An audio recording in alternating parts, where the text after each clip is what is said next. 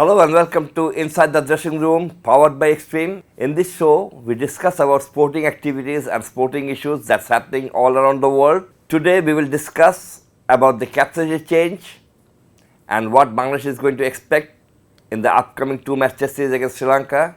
And here with us, we have a very known face, Abid Hussain Sami. Sami, welcome to the show. Thank you very much, Atif bhai, and thanks for considering me as a part of the family. Thank you very much. And সব মশার বিরুদ্ধে সুরক্ষা দিতে এলো Bashundhara extreme aerosol মশার বিরুদ্ধে extreme সুরক্ষা first, I wanted to know that you usually speak in Bengali. You do a lot of Bengali stuff. Yeah. A lot of Bengali. And this is an English language-based show. How do you look after it? I think it's going to be a great opportunity for commentators like me who want to expose themselves in the international arena. As me, Shanur, Parvez, we all together have commentated in international matches featuring women's sports and women's cricket, but still we're waiting to get a call from the men's international. So I think it's going to be a great opportunity for all of us to be a part of the international fraternity, and we're looking forward to it. Thank you very much. Sami, let's start with the recent controversy. I won't say the controversy, the recent change of captaincy in Bangladesh team. We had Najmul Hossain as the captain, and then we replaced him with Mehidy Miraz. How do you see the whole thing? Adibhai, first of all, let me clarify myself to the audience that I am not against Mehidy Miraz. I had a brief discussion with Mehidy Miraz after he got the captaincy regarding the captaincy issues personally over the phone, and I like his vision. I like his motto. He's very much precise about his vision.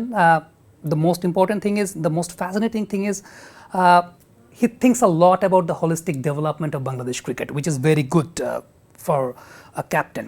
But on that note, I have a question about the procedure. Can you remember a famous dialogue from Munna Bhai MBBS where Tagranjan Swami, the second boy, the Charlie one, who asked the dean regarding what is the procedure to change the room? So my question is, what is the procedure to change the captaincy? First of all, if you have certain plan, okay, we have a vision that we want to do this and this, we want to achieve something, then we need another captain. But you have to discuss with the present captain regarding that fact that, okay, you have served Bangladesh cricket as a captain of this particular format for 13 matches, but we need to move forward and we have selected this person as a captain. Thank you very much for your support, and we expect the cooperation from you. But what we have heard that Najmul Shantu was not informed about the fact that he's going to lose his captaincy. First of all, you need to discuss with him regarding that. You need to give him thanks, or you need to provide a Thanksgiving ceremony or something virtually or on public. But the entire culture, the entire procedure has been questioned, that that particular person who has served Bangladesh cricket and who is still serving Bangladesh cricket in another format as the captain, but you have not informed him regarding that fact. I think that's quite debatable. And yesterday I was present when Mehidy Miraz came to the press conference for the first time as a Bangladesh, and I was, and it looked to me that he was quite shocked the way he received the questions, and it's going to be the it's just because I don't think that Miraz have made any mistake, because he is not someone who have chosen himself as the captain. Yeah. The way BCB initiated the move is questionable. Now, another thing is, do you think that BCB lacked clarity as far as giving the captaincy is concerned? I'm asking you this question because don't you think that Najmul Hossain Shantu should have been given captaincy for the whole World Test the cycle, World Test Championship cycle, and if you have taken Miraz as the ODI captain, then he should have been given the captain till the next ICC World Cup. Do you think there is something that we need to think about as far as clarity is concerned? Definitely, you are repeating the history once again, because what we have observed during the 2023 World Cup, or before the 2023 World Cup, that Tamim Iqbal was leading the Bangladesh side for a couple of years, and he might have some plans regarding the World Cup, but all of a sudden the entire scenario become hectic, and Tamim Iqbal gave up his captaincy, gave up his role in international ODI cricket. All of a sudden Shakib Al Hasan became the captain, and the entire scenario was messed up. So are we expecting something like that? Well, Mehidy Miraz, he has got the captaincy till 2026, and for 1 year, 12 months period. Or 12 months period, and let's assume that he's not successful. Let's assume. Then you will be After that, he will be terminated. Then another new face will come to take over the captaincy. Will he get enough time to prepare the entire team for the World Cup? So or this will is the that question. be the excuse? We are always hearing So, that excuse that we yeah. didn't get enough time to prepare.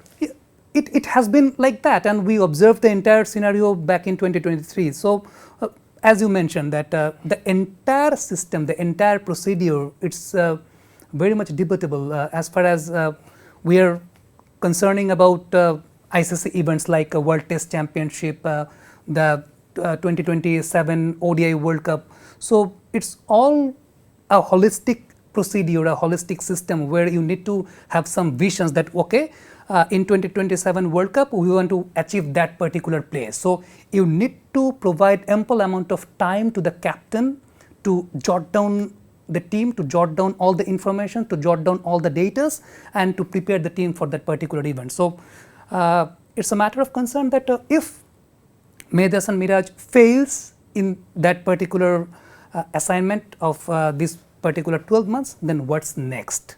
So, this is a very questionable thing. And another thing is, don't you think that it is more hurting to see these kind of things happening at the moment, because when at the top you have someone like Aminul Islam Bulbul, who happens to be a former national cricketer, national skipper, and then you have someone like with a cricketing brain like Najmul Abidin as the cricket operations chairman, then you expect a better clarity from them? First of all, it's unknown what was the procedure all about. Okay. Who took part on that particular Zoom meeting and what was the discussion? Being the cricket ops chairman, it's his responsibility to back up his players, right? It's a common culture. And who actually wanted to change the captaincy? Who were involved in that particular procedure? We don't know. We don't have any clarification regarding that particular fact. And what was the reason why Najmul Shanto is being removed from the captaincy? So there might be two things. One is the statistical. Number two is the... I don't think statistics tell for it, because he scored more than 51 runs on average in these 13 matches that he played as a captain. Exactly. So, the last time Najmul Shanto played for Bangladesh in that particular format, 77 against New Zealand. Before that, he scored a 0 against India. Again, but before that, he scored 76 against Afghanistan. So, in his tenure, his batsmanship in that particular format is not questioned. He's been very much prominent in his batting. So, statistically, the statistics stands for Najmul Shanto as a batter and also as a captain. Now, you can talk about the entire performance of Bangladesh national cricket team in the ODI format, but the entire team underperformed. Najmul Shanto was not the lone person who is responsible for that. So, statistically, you cannot go against Najmul Shanto. The statistics does not go against Najmul Shanto. So, what is the factor you are terminating that particular person from this particular format, where, yeah, one thing I can mention that if you are planning for something new, you are planning for something big, then he should have been called by the cricket board and just after the Champions Trophy failure, and you could have give him a thanks that, okay, you have served Bangladesh cricket for this particular period and we are very much happy for it. But right now we are moving forward for something big, something like 2027 World Cup, and we are thinking about something else. But why now? Why now before a very important series? It has been a culture for Bangladesh cricket over the last couple of years that before an important series, an outbursting headline going towards the media that these things happen. So, it's very much suspicious that why now and why Najmul Shanto from that particular format where he is very much in form. As if you ask me, Atif bhai, that okay, Mehidy Hasan Miraz, is not he capable to lead the team? Yeah, he is very much capable to lead the team, but I would have loved to see Mehidy Hasan Miraz taking the charge of Test captaincy rather than the ODI captaincy, where Najmul Shanto has been very much in form with the ODI format as far as his batting is concerned. So, it's all very much suspicious.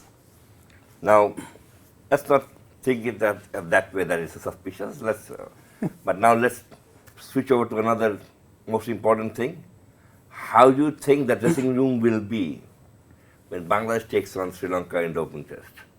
Nagosan Shanto, Mehidy Hasan Miraj, everyone was in the dressing room. And we all know that they're quite a very good friends. They have been playing since under 15 days. Do you think that it's very important for Phil Simmons and the coaching staff to calm down the dressing room? Definitely, this is where man management, the term man management arises. That okay, whatever the situation is, whatever has happened, whatever the discussions are going on, but as a professional unit, you have to give your best for the country. You have to deliver your best for the team. So I think as they are very much professionals, and Mehidy Hasan Miraj, he has been playing for Bangladesh over last 10 years or so. Najmul Shanto, he has been also the part of the national team for last 7 to 8 years. I think they are very much professional enough to cope up with all kind of scenarios. And yeah, factors like Phil Simmons, coaches like Phil Simmons or Mohammad Salahuddin, their job is the man management, managing all the scenarios.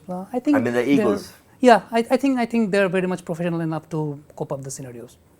As of now, what I understand is that there is a lot of rain in Sri Lanka at the moment.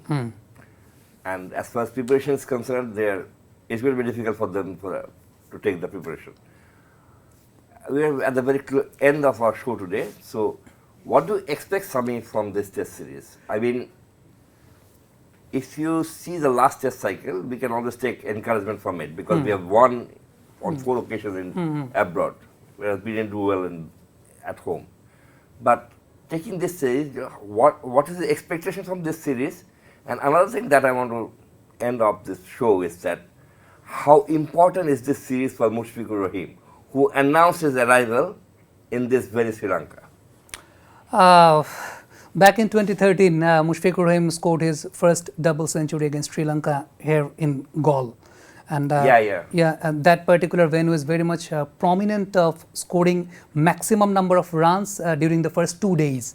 So in Galle, traditionally we have seen that toss has been one of the deciding factors for a particular test match. But considering the strength of Bangladesh national cricket team for last couple of years, the top order is not performing that much. So we have seen in Galle the maximum number of runs being scored by the top orders, and first couple of days are very important, very crucial as far as scoring runs are concerned, because after the second day, from the third day, the spinners traditionally start dominating.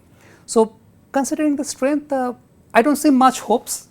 I don't want to see much hopes because practically saying Sri Lanka is very dominating at Galle, lights of Prabhat Jayasuriya, Kamindu Mendis, they are very much in form, but they will be under some pressure because the captaincy has been changed, and Dhananjay De Silva, how does he perform as a captain? And also there will be an emotional factor going on to the Sri Lankans that Angela Matthews is going to retire from that particular test match from Galle. So I think Sri Lanka, they will be on the upper side, but let's think something positive that we can get the maximum output from that particular series. And yes, you were talking about Mushfiqur Rahim. He scored his last test half century back in 13 innings ago. So it's also a challenge for Mushfiqur Rahim within himself to be in form. And I think first couple of days, which is very much important for the batters to score runs. Hope he will be back in form. Thanks, Sami. Thank you so much, Adib bhai. It's an honor. Dear audience, hopefully we will be coming back in this week on 4 occasions, where we will have Abid and Sami along with us to discuss about different cricketing issues. Till then, thank you very much. For more updates, follow us on Facebook, subscribe our YouTube channel, get the latest update on www.daily-sun.com.